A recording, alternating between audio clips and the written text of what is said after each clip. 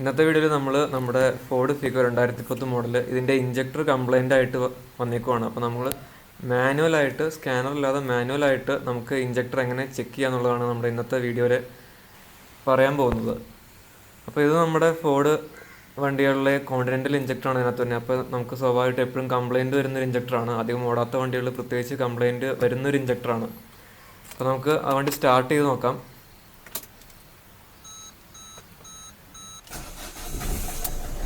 നമ്മൾ വണ്ടി സ്റ്റാർട്ട് ചെയ്യുമ്പോൾ തന്നെ നമ്മുടെ മാൽഫങ്ഷൻ ലൈറ്റ് കത്തി. മാൽഫങ്ഷൻ ലൈറ്റ് ഇത് കൂടുതൽ ഈ മാൽഫങ്ഷൻ ലൈറ്റ് വരുന്നത് ഒന്നുമില്ല ഇഞ്ചക്ടർ അല്ലെങ്കിൽ ഫ്യൂവൽ റിലേറ്റഡ് ആയിട്ടുള്ള എന്തെങ്കിലും അല്ലെങ്കിൽ ഗ്ലോ പ്ലഗിൻ്റെയോ അങ്ങനെ എന്തെങ്കിലുമൊക്കെ ഒരു ഇഷ്യൂവിലാണ് നമുക്ക് കൂടുതലും നമ്മുടെ ഈ മാൽഫങ്ഷൻ ലൈറ്റ് വരുന്നത്. അല്ലാത്ത എന്തെങ്കിലും ഇഷ്യൂസ് ഉണ്ടെങ്കിൽ നമുക്ക് ചെക്ക് എഞ്ചിൻ ലൈറ്റ് അപ്പുറം ആണ് കൂടുതലും വരാറ്. അപ്പോൾ നമുക്ക് ഇതിൻ്റെ സൗണ്ട് എങ്ങനെയാണെന്ന് ജസ്റ്റ് ഒന്ന് നോക്കാം.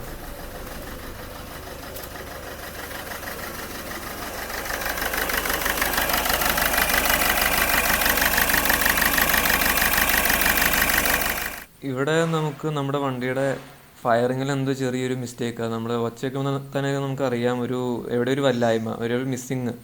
അപ്പോൾ ഒരു പ്രോപ്പറായിട്ടുള്ളൊരു ഫയറിങ് അല്ല. അപ്പോൾ അതിൻ്റെ അർത്ഥം എന്ന് പറഞ്ഞാൽ നമ്മുടെ ഏതൊരു സിലിണ്ടർ വർക്ക് ചെയ്യുന്നില്ല, നമുക്ക് ഏതൊരു സിലിണ്ടറിൽ ഫയറിങ് നടക്കുന്നില്ല. അപ്പോൾ ആ ഒരു സിലിണ്ടറിൻ്റെ ഇഞ്ചക്ടർ പോയിട്ടുണ്ട് എന്നാണ് അതിൻ്റെ അർത്ഥം. നമ്മളിതിനകത്ത് ഇഞ്ചക്ടർ ചെക്ക് ചെയ്യുമ്പോൾ മാനുവലായിട്ട് ചെക്ക് ചെയ്യുമ്പോൾ നമ്മൾ ഇതിനകത്തിപ്പോൾ വർക്ക് ചെയ്യാത്ത ഇഞ്ചക്ടർ കണ്ടുപിടിക്കാനായിട്ട് നമ്മൾ ഓരോ ഇഞ്ചക്ടറിൻ്റെ കണക്ടർ നമ്മൾ അഴിച്ചു നോക്കും. അത് 1, 2, 3 എന്ന് നമ്മൾ അഴിച്ചു നോക്കി അതിനകത്ത് ഏത് ഇഞ്ചക്ടറാണോ നമ്മൾ അഴിക്കുമ്പോൾ വൈബ്രേഷൻ കൂടുതൽ അല്ലെങ്കിൽ കുറവ് അല്ലെങ്കിൽ ഒരു വൈബ്രേഷനോ എഞ്ചിനിൽ പ്രത്യേകിച്ച് വ്യത്യാസങ്ങളൊന്നുമില്ല ഇതൊന്നും അങ്ങനെ വ്യത്യാസങ്ങളൊന്നും ഇല്ലാത്ത നമ്മൾ ആ അഴിച്ച ഇഞ്ചക്ടറാണ് നമ്മുടെ കംപ്ലൈൻ്റ് എന്ന് നമുക്ക് മനസ്സിലാവുന്നത്. നമ്മൾ വർക്ക് ചെയ്യുന്ന ഒരു ഇഞ്ചക്ടർ അഴിച്ചു കഴിഞ്ഞാൽ എഞ്ചിനിൽ വ്യത്യാസങ്ങൾ വരും, വൈബ്രേഷൻ കൂടും, ചിലപ്പോൾ എഞ്ചിൻ നിന്നു പോകും. അപ്പോൾ നമ്മൾ വർക്ക് ചെയ്യാത്തൊരു ഇഞ്ചക്ടറുകൾ കണക്ടർ നമ്മൾ അഴിച്ചു കഴിഞ്ഞാൽ ആ എഞ്ചിനിൽ പ്രത്യേകിച്ച് വ്യത്യാസമൊന്നും വരില്ല. ഓൾറെഡി നമ്മൾ സ്കാൻ ചെയ്ത് നമ്മുടെ ഇഞ്ചക്ടർ ഏതാ കംപ്ലൈൻറ്റ് നമുക്ക് അറിഞ്ഞു. ഒന്നാമത്തെ ഇഞ്ചക്ടർ നമ്മുടെ കംപ്ലൈൻറ്റ് നമുക്ക് ഓൾറെഡി അറിയാം. അപ്പോൾ നമ്മൾ ഡബിൾ ചെക്ക് ചെയ്യാനായിട്ടാണ് നമ്മൾ ഈ മാനുവലായിട്ട് നമ്മൾ ചെക്ക് ചെയ്യുന്നത്. പിന്നെയുള്ളൊരു കാര്യം, നമ്മുടെ ഫോർഡ് വണ്ടികളിൽ വലതുവശത്ത് ഇരിക്കുന്നതാണ് നമ്മുടെ ഒന്നാമത്തെ ഇഞ്ചക്ടർ. ബാക്കി വേറെ വണ്ടികളെ പോലെയല്ല, നമ്മൾ കൗണ്ട് ചെയ്യുമ്പോൾ വലതുവശത്ത് നിന്ന് 1, 2, 3, 4 ഇടതുവശത്തേക്കാണ് നമ്മൾ കൗണ്ട് ചെയ്യുന്നത്, തിരിച്ചല്ല. അപ്പോൾ അത് ശ്രദ്ധിച്ച് വേണം ചെയ്യാൻ. പലരും നേരെ തിരിച്ച് കൗണ്ട് ചെയ്തൊക്കെ കുറേ പ്രശ്നങ്ങളുണ്ടായിട്ടുണ്ട്. അപ്പോൾ നമ്മളത് സൂക്ഷിച്ച് വേണം ചെയ്യാൻ. അപ്പോൾ നമ്മളത് ഡിസ്കണക്ട് ചെയ്യുമ്പോൾ നമുക്ക് അറിയാം. അപ്പോൾ വണ്ടി സ്റ്റാർട്ട് ചെയ്യാൻ നമുക്ക് ആദ്യത്തെ ഇഞ്ചക്ടർ ഡിസ്കണക്ട് ചെയ്ത് നോക്കാം.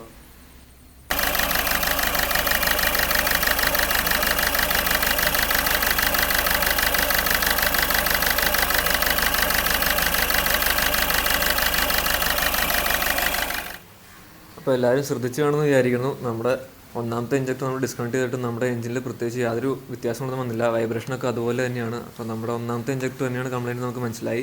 അപ്പോൾ നമുക്ക് ഒന്നാമത്തെ ഇഞ്ചക്ടറാണ് കംപ്ലൈൻറ്റ് ഉള്ളത് നമുക്ക് ഓൾറെഡി നമുക്ക് മനസ്സിലായിട്ടുണ്ട്. അപ്പോൾ ഒന്നാമത്തെ മാത്രമല്ല, അപ്പോൾ നമുക്ക് വണ്ടി ഹീറ്റായി കഴിയുമ്പോൾ നമുക്ക് വേറെ ചെറിയൊരു ഇഞ്ചക്ടറിൽ നിന്ന് ചെറിയൊരു മിസ്സിങ് വരുന്നുണ്ടായിരുന്നു. അപ്പോൾ തണുപ്പത്ത് സ്റ്റാർട്ട് ചെയ്യുമ്പോൾ കുഴപ്പമൊന്നുമില്ല, പക്ഷേ ചൂടായി കഴിയുമ്പോൾ ഏതൊരു ഇഞ്ചക്ടറിൽ നിന്നും ഒരു ഫയറിങ് ഇടയ്ക്കിടയ്ക്ക് മിസ്സിങ് വരുന്ന പോലെ, മിസ്സിങ് എന്ന് പറഞ്ഞാൽ ഫയറിങ് കട്ടായി പോകുന്ന പോലെ. അപ്പോൾ നമുക്ക് ഒരു ഇഞ്ചക്ടർ അല്ല, നമുക്ക് വേറൊരു ഇഞ്ചക്ടറൂടെ അതിനകത്ത് കംപ്ലൈൻറ്റ് കാണിക്കുന്നുണ്ട്. നമ്മളിനി ഒന്നാമത്തെ ഇഞ്ചക്ടർ ഡിസ്കണക്ട് ചെയ്തിട്ട് ചെക്ക് ചെയ്ത പോലെ തന്നെ ബാക്കിയുള്ള 1, 2, 3 ഇഞ്ചക്ടേഴ്സും ഡിസ്കണക്ട് ചെയ്തിട്ട് ചെക്ക് ചെയ്ത് നോക്കണം എന്തെങ്കിലും വൈബ്രേഷനിൽ വ്യത്യാസം ഉണ്ടോ എന്ന്. അപ്പോൾ നമ്മൾ ചെയ്യുമ്പോൾ ഒന്നാമത്തെ ഇഞ്ചക്ടർ ഡിസ്കണക്ട് ചെയ്തിട്ടിട്ട് തന്നെ ചെയ്താൽ മതി, അത് എന്തായാലും വർക്ക് ചെയ്യില്ല. അപ്പോൾ നമ്മൾ ബാക്കി 3 ഇഞ്ചക്ടേഴ്സ് വെച്ചിട്ട് വേണം ചെയ്യാൻ. അപ്പോൾ നമുക്കിനി രണ്ടാമത്തെ ഇഞ്ചക്ടർ ഡിസ്കണക്ട് ചെയ്ത് നോക്കാം.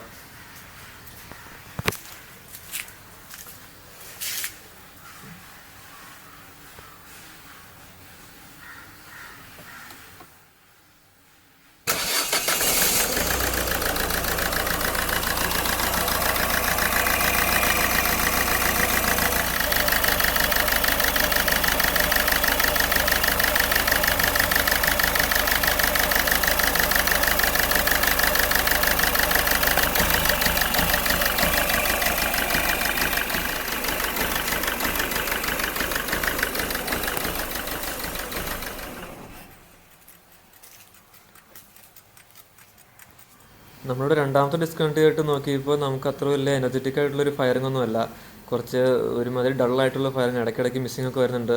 അപ്പോൾ അത്ര എനർജറ്റിക് ഒന്നുമല്ല, ഒരു ഷെയ്ക്കും ഇതൊക്കെ ആയിട്ടാണ് നമുക്ക് കിട്ടുന്നത്. നമുക്ക് ഏതൊരു ഇഞ്ചക്ടർ പിന്നെയും കംപ്ലൈൻറ്റ് ഉണ്ട്. അപ്പോൾ നമുക്ക് എന്തായാലും രണ്ടാമത്തെ തിരിച്ച് കണക്ട് ചെയ്ത് വെച്ചിട്ട് നമ്മൾ മൂന്നാമത്തെ ഡിസ്കണക്ട് ചെയ്യണം.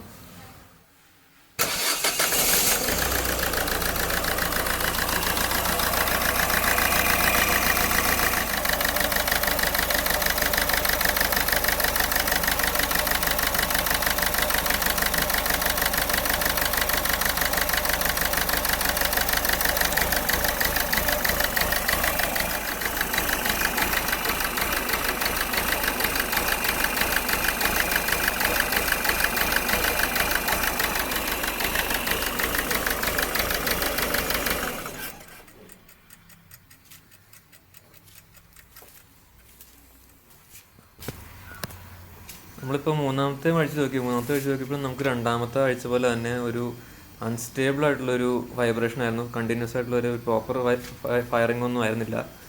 അപ്പോൾ അതും നമുക്ക് ഒരു അൺസ്റ്റേബിൾ ആയിട്ടുള്ള ഇതായിരുന്നു.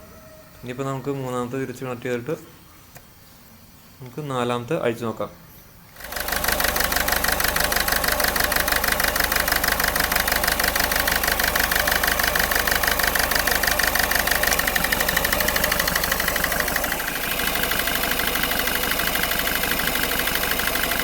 നമ്മളപ്പോൾ നാലാമത്തെ ഇഞ്ചക്ടർ ഡിസ്കണക്ട് ചെയ്തപ്പോൾ നമ്മുടെ എഞ്ചിൻ്റെ വൈബ്രേഷൻ നിങ്ങൾ ശ്രദ്ധിച്ചിട്ടുണ്ടാവും. ബാക്കി രണ്ടും ഡിസ്കണക്ട് ചെയ്ത പോലെയല്ല, അത്യാവശ്യം സ്റ്റേബിൾ ആയിട്ടുള്ള, അത്യാവശ്യം ഫയറിംഗ് ഒക്കെ നല്ല കറക്റ്റ് ആയിട്ടുള്ള ഒരു ഇതാണ്. വൈബ്രേഷൻ ഉണ്ട്, പക്ഷേ നമുക്ക് സ്റ്റേബിൾ ആയിട്ടുള്ളൊരു വൈബ്രേഷനാണ്. അപ്പോൾ നമുക്ക് നാലാമത്തെയും ഒന്നാമത്തെ ഇഞ്ചക്ടർ നമ്മുടെ കംപ്ലൈൻ്റ് ആണെന്ന് മനസ്സിലായി. ഇനി നമുക്ക് അടുത്തത് വയറും കൂടി ഒന്ന് ചെക്ക് ചെയ്യണം, എന്നാലേ നമുക്ക് ഇഞ്ചക്ടറിൻ്റെ തന്നെയാണ് കംപ്ലൈൻ്റ് എന്ന് ഷുവർ ആവുള്ളൂ. ഇതിനകത്തിപ്പോൾ നാലാമത്തെ ഇഞ്ചക്ടറിൽ അങ്ങനെ ഒരു ഇഷ്യൂ വരുന്നില്ല, പവറിൻ്റെ പ്രശ്നം വരുന്നില്ല. പക്ഷേ ഒന്നാമത്തെ ഇഞ്ചക്ടർ നമുക്ക് പവറിൻ്റെ ഇഷ്യൂ വരുന്നുണ്ട്. അപ്പോൾ അവിടെ എന്തെങ്കിലും കോണ്ടാക്റ്റ് കുറവോ അല്ലെങ്കിൽ എവിടെയെങ്കിലും വയറിങ് ഷോർട്ടായിട്ടുണ്ടോ അതെയോ വേറെ എന്തെങ്കിലും ഇഷ്യൂ ആണോ നമുക്ക് ഒന്ന് ചെക്ക് ചെയ്താലേ അറിയുള്ളൂ. അപ്പോൾ നമുക്ക് അത് രണ്ടും ചെക്ക് ചെയ്തിട്ട് വേണം നമ്മുടെ ഇഞ്ചക്ടർ ആണെന്ന് നമുക്ക് കൺഫേം ചെയ്ത് മാറ്റാൻ പറ്റുള്ളൂ. അല്ലാതെ വയറിങ്ങിൽ ഇഷ്യൂ ഉണ്ടെങ്കിൽ നമ്മൾ ഇഞ്ചക്ടർ മാറ്റിയാലും പിന്നെയും നമുക്ക് ആ സെയിം ഇഷ്യൂ പിന്നെയും വരും. അപ്പോൾ അത് കൺഫേം ചെയ്തിട്ട് വേണം നമുക്ക് മാറ്റാൻ. ഇവിടെ ഇപ്പോൾ നമ്മൾ ആദ്യം ചെക്ക് ചെയ്യാൻ പോകുന്നത് നമ്മുടെ കണക്റ്റേഴ്സും അതിൻ്റെ അകത്തുള്ള പിന്നും നമ്മുടെ എഞ്ചിൻ ഗ്രൗണ്ടായിട്ട് എവിടെയെങ്കിലും ഷോർട്ടായിട്ടുണ്ടോ, വയറിൽ ഉരുക്കി ഷോർട്ടായിട്ടുണ്ടോ നോക്കണം. അപ്പോൾ നമ്മൾ 4 ഇഞ്ചക്ടറിൻ്റെ കണക്ടറുകൾ നോക്കണം, അല്ലെങ്കിൽ നമുക്ക് കംപ്ലയിൻറ്റ് കാണിക്കുന്ന 2 ഇഞ്ചക്ടറിൻ്റെ നോക്കിയാലും മതി.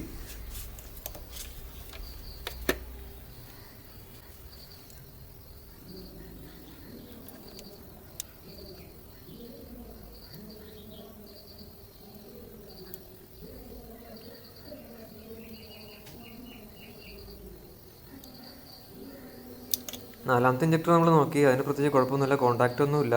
അതുപോലെ തന്നെ നമ്മൾ ഒന്നാമത്തെ ഇഞ്ചക്ടർ നമ്മളിനി നോക്കണം.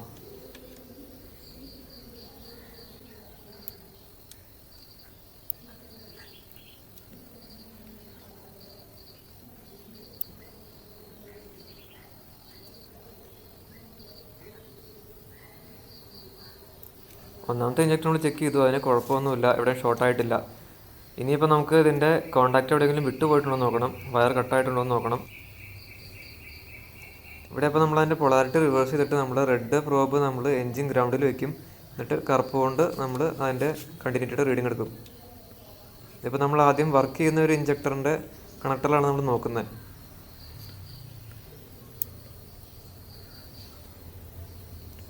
നമുക്കൊരു 523 യൂണിറ്റ് കിട്ടി. അപ്പോൾ 2 പിന്നിൽ നമ്മൾ വെച്ച് നോക്കണം.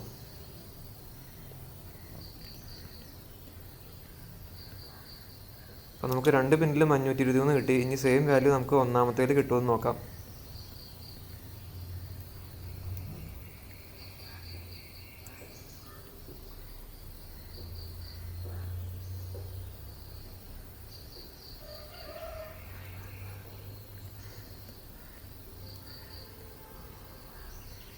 നമുക്ക് ഈ ഇഞ്ചക്ടറിൽ നമുക്ക് സെയിം യൂണിറ്റിന് കിട്ടുന്നുണ്ട്. അപ്പോൾ എവിടെയും നമുക്ക് ബ്രേക്കേഴ്സ് ഒന്നുമില്ല.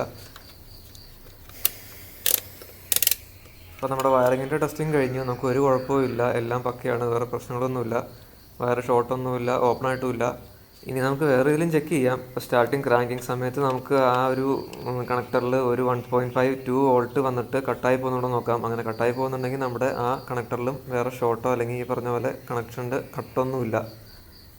അങ്ങനെ നമ്മളിവിടെ ഇഞ്ചക്ടർ കൺഫേം ചെയ്തു. ഒന്നാമത്തെയും നാലാമത്തെയും നമ്മുടെ ഇഞ്ചക്ടർ കംപ്ലൈൻ്റ് ആണ്.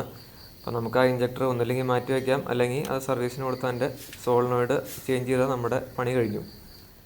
നമ്മളിത് ഇഞ്ചക്ടർ ചേഞ്ച് ചെയ്യുന്ന വീഡിയോ ഇട്ടിട്ടില്ല. അപ്പോൾ ഇനി അത് ചേഞ്ച് ചെയ്യുന്ന വീഡിയോ അടുത്തായിട്ട് അപ്ലോഡ് ചെയ്യുന്നതായിരിക്കും. അപ്പോൾ ഇന്നത്തെ വീഡിയോ എല്ലാവർക്കും ഇഷ്ടപ്പെട്ടു എന്ന് വിചാരിക്കുന്നു, ഹെൽപ്ഫുള്ളായെന്ന് വിചാരിക്കുന്നു. അപ്പോൾ ഇഷ്ടപ്പെട്ടാൽ തീർച്ചയായിട്ടും ലൈക്ക് അടിക്കണം. കൂടെ പുതിയ അപ്ഡേറ്റ്സിനായിട്ട് സബ്സ്ക്രൈബും ചെയ്തേക്കണം.